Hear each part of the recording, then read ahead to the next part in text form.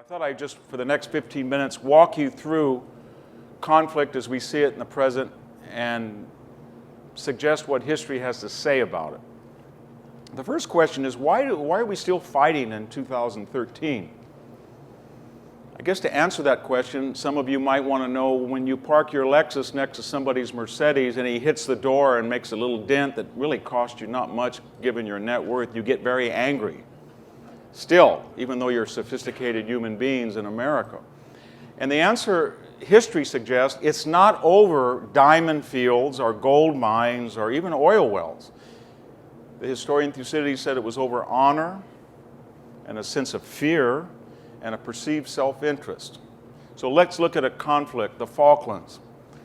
Why would Britain and Argentina in 1982 almost go to war and then did go to war over something so worthless? There was no gas fields anywhere near at that time. The great novelist Luis Borges says it's like two bald men fighting over a comb. It made no sense. Something I know about. And, but it did make sense in a term of history because it was the honor of the British Navy. This was the Navy of Nelson that couldn't let a two-bit country humiliate it. And General Galtieri said, you know what, I've lost popularity, I can't control the economy, I have to get an initiative and a victory under my belt. And so they went to war. Why in the world would bin Laden take down the two towers? I mean, think about the American record toward Islam in 2001. We were the people who went into Somalia and fed dying Muslims. We bombed a Christian European country, Serbia, to protect Muslims in Kosovo and Bosnia. We gave aid to the Afghan resistance to defeat the Soviet Union. We told the Kuwaitis, we will save you from Saddam Hussein, and once we did, and they started to ethnically cleanse the Palestinians, we said, don't do that. We were the only country in the world that forcibly criticized Russia when it leveled Muslim Grozny. So there was no reason for him to do that. Was it for money? Saudi Arabia and the Persian Gulf are rich beyond our imagination, largely because of OPEC, which is not in our interest, and largely because of the US fleet that protects it and creates the laws of commerce that allow them to price gouge anybody in the world. They don't live by the rules of the jungle. If they did, China or Russia or us would have had the oil a long time ago. The bin Laden family was enriched beyond imagination by that very system. So why did he do it? He did it because in his mind, Islam was losing influence worldwide. Globalization, popular culture, iPhones, Britney Spears, you name it, but people in the Islamic world were not as powerful or influential in his mind as they had been in the 12th century. So the honor of Islam, the fear of the West, the sense of self-interest, these are the things that are catalysts for conflict. And it's true throughout the world and throughout history. In June of 1941, Hitler decided to invade the Soviet Union.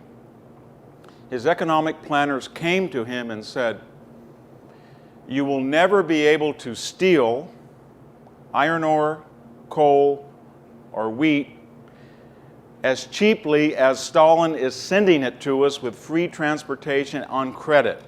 In other words, if we go in there, it's going to be more expensive than they're giving it to us. And yet he did. It made no sense. But in Hitler's way of thinking, this was Bolshevism, this was something he had identified in Mein Kampf, and it was the honor of the German Empire to do so.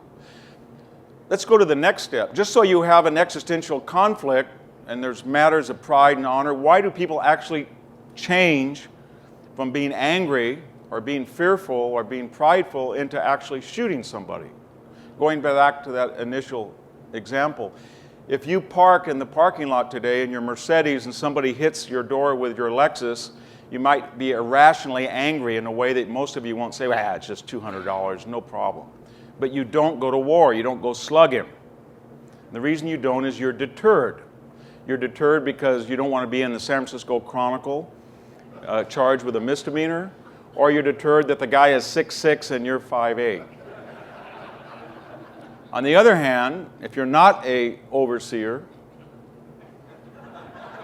and you don't have any money and he's 5'2", you might just hit him for the heck of it. And that's what happens on a national scale. So go back to some of those examples I Well, when Margaret Thatcher came into office, the Argentine press had a field day. Little did they know she was an Iron Lady, but they said, "Woman takes over Britain, won't do a thing." This is a machismo culture. The British started to be very euphemistically politically correct, and some of the people in the parliament started to use the word Malvinas. They withdrew their only ship, a minesweeper. All trivial things, but in the mind of the Argentinians, this was a generation that was not like Lord Nelson. They either could not or would not fight for the prestige of the British Navy, and they got the go-ahead. Why did Saddam go into Kuwait? He had all the oil he needed. We've gone through that. There was no reason to do it. But April Glaspie, the U.S. ambassador to Iraq, said when Saddam floated the idea in July of 1990, "Would you have any objection if we corrected the borders with Kuwait?" And she said, "No, the United States is not interested in borders in the Arab world." And he said immediately, "They will not stop us." Why did we have a Korean War? Probably because Dean Acheson said 3 months before the North Koreans crossed the 38th parallel that Korea is not inside the American defense sphere. And North Korea, we know from communiques, took that as a green light to go in. The loss of deterrence can be very important. Getting back to Mr. bin Laden, why did he take down the Twin Towers? We just said it was honor, fear, or self-interest, but he thought he could get away with it. Now, some of you are going to say, that's crazy. Why is that crazy? They got away killing the Marines in 1983 in Lebanon. Hezbollah had done that. They got away with blowing up the Khobar Towers in Saudi Arabia. They got away with blowing up the East African embassies. They got away with blowing up the USS Cole. In his way of thinking, and remember, deterrence is always in the eye of the aggressor, not the defender. These generations of Americans either will not or won't do anything, or they might send a cruise missile, or they might give a communique, or they might bomb some desert, but they're not going to do what George Bush ultimately did. He was wrong about that. But nevertheless, we had lost the sense of deterrence. And whether it's Korea or World War II or World War I or the Peloponnesian War, if you're an Athenian and the Spartans think that they can march into your land without consequences, they will march into their land, your land, as they did in spring of 431 BC. When Hitler's general staff came to him and said, for all practical purposes, we now, in September of 1939, have the dream of Napoleon. From the Atlantic Ocean to the Russian border, much of it is ours. We have Czechoslovakia, we have Austria, Italy is an ally, Spain and Portugal are pro-Nazi neutrals. Japan in the Pacific is pro-German. We've occupied the Netherlands. Scandinavia is either neutral or under German control. Why do you need to go into Poland? Why press your luck? Hitler said, I saw those people at Munich, they were worms, meaning they either could not or would not stop him from going into Poland. The Allies had lost a sense of deterrence. We got to keep that in mind because the degree to whether North Korea will decide to send a missile into Japan or the United States is not predicated on a South Korean sunshine policy. It's not predicated, as John Kerry said the other day, that now they're willing for talks. I don't even think it's predicated on how much gold we'll give them next time around. It's predicated on how well they assess what's going to happen to them if they were to do something. If they think it would be synonymous with their own destruction, I don't think they'll do it. If they think that it'll sort of be synonymous, or there might be a chance it's not, they may try something. When these wars break out, are they predictable? I know that would be quite a boast, given that history is large and there's thousands of wars, and they all unfold in different manners and methodologies. But there's basically two different principles in a conventional war. You either go for the enemy's capital and his source of strength, military usually, and destroy it and get the war over, and it's more costly, or you try to attack him on the periphery or his economic or social or political cohesion, and it's not as costly, but it's more lengthy. And that's the age-old debate for most wars. In World War II, the great debate was, we in America, being impatient people and industrial powerhouse, we wanted to go right into Normandy in 1942 and go right to Berlin, which would have been suicidal. And the British said, sorry, we were in World War I for 4 years, you weren't. We don't want another Somme, so let's go around the periphery. Let's go to North Africa. Let's go to Sicily. Let's go to Italy. Let's bomb. Let's do anything but confront the Wehrmacht right on the plains of France and Germany. World War I, after Churchill had seen the trenches, he said, let's go to Gallipoli. We see that great divide in the Civil War. Remember that 1863 in July, after Gettysburg and Vicksburg, everybody thought the Union was going to win, and there was a great conference. And the next year, in March of 1864, Grant said, I'm going down to Richmond, and I'm going to walk in there and eject Jeff Davis, and we're going to win the war and destroy Bobby Lee's army. And Sherman said, that's going to cost too much blood and treasure. I'm going to go around the periphery. I'm going to go around and take Atlanta, then I'm going to go around in Georgia, then I'm going to go around to the Carolinas. The indirect approach. It'll take longer, but it will humiliate the people. It'll deprive them, of economic support, social cohesion.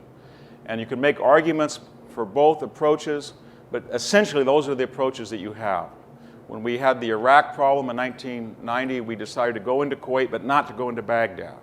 We decided to have 12 years of no-fly zones, but not go into Baghdad and end the problem. George Bush said, I'm going to go end the problem, and he did, but it was much more costly and lengthy to end the problem by changing the government.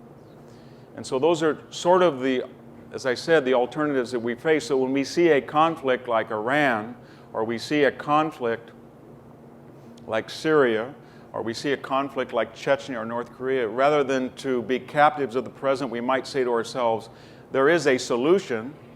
We can confront the problem head on and use maximum force and destroy the assets of the enemy militarily, and it's going to be quite costly and probably quick, one way or the other.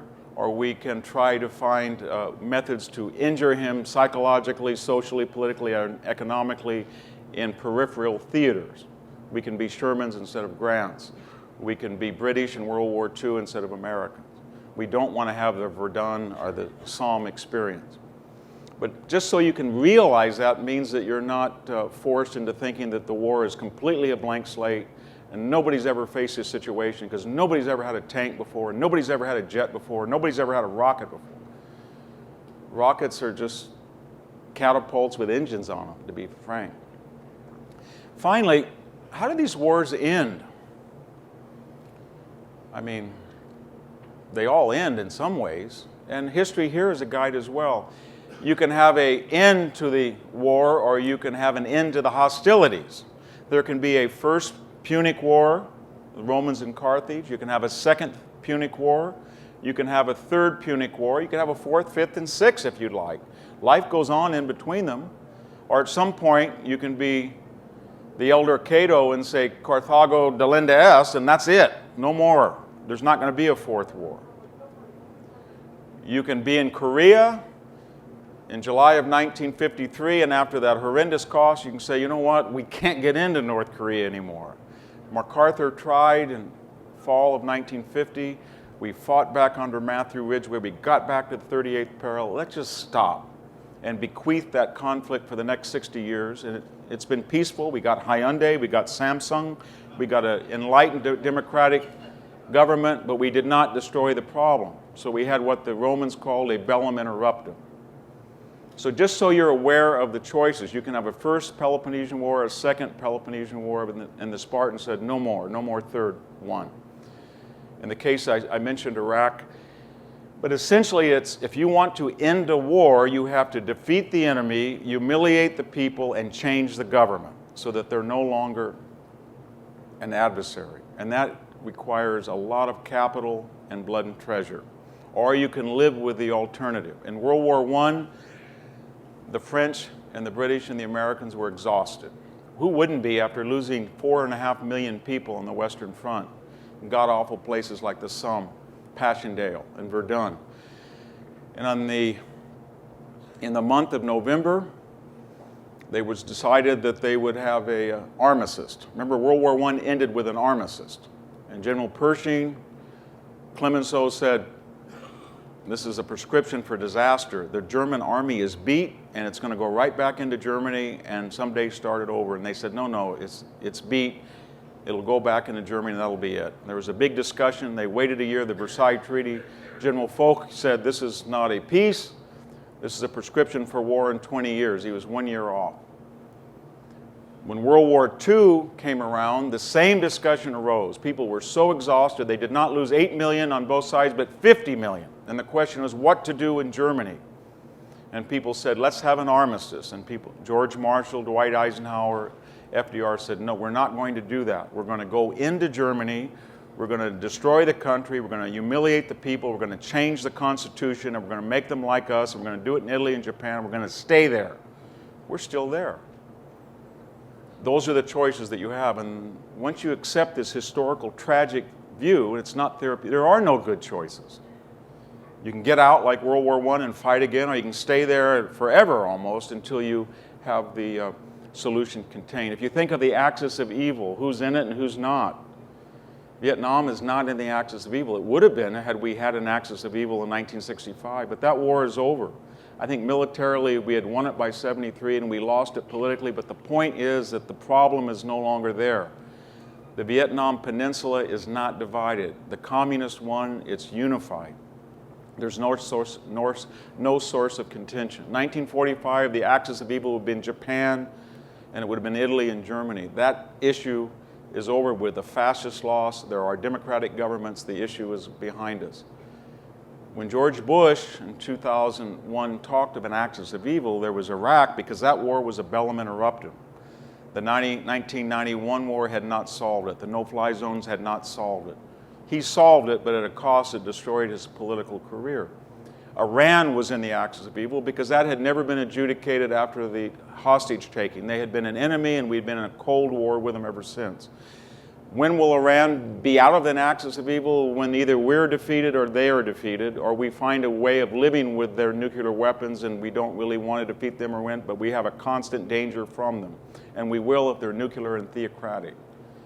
And finally, North Korea was in the axis of evil because, as I said, we decided, or I should say Matthew Ridgway decided in the euphoria of restoring South Korea that he was not going to go into the 39th and 40th parallel when he probably could have, but I think wisely he understood the American people were not up to it by 1951.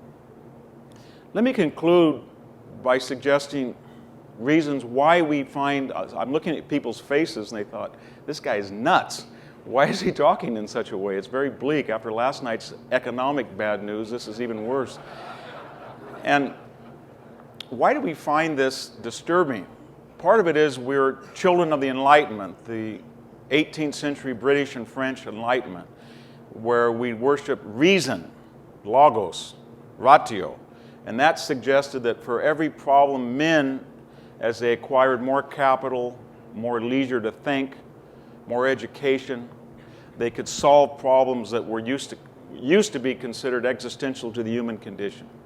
So we always think, as John Kerry says, that we can solve the Middle East problem by getting people like John Kerry across the table. There's a Palestinian John Kerry and there's an Israeli John Kerry. They've all been educated at Harvard. They all have a nice yacht. They're all got perfect manners. They all have a nice SUV, and they give and take, and they come to a John Kerry resolution. That's the arrogance of the Enlightenment. It doesn't happen that way. So we find this very disturbing because it destroys our views of modernism. And second, as I mentioned, technology says to us, we solved the problem of talking to Kenya in 2 seconds. We can do it on an iPhone. We solved the problem of fracking. We can get more natural gas. For every problem, there's a technological answer.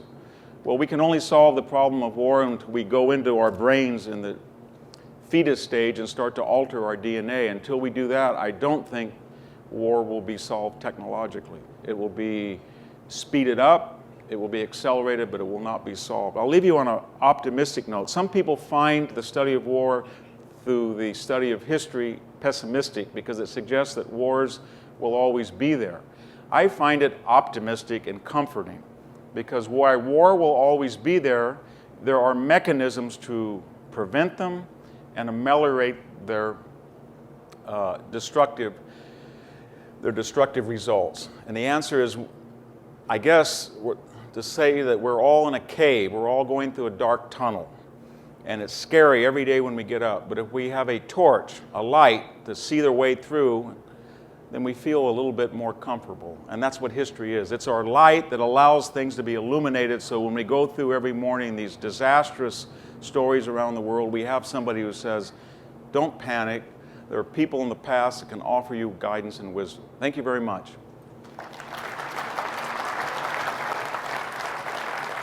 Yeah.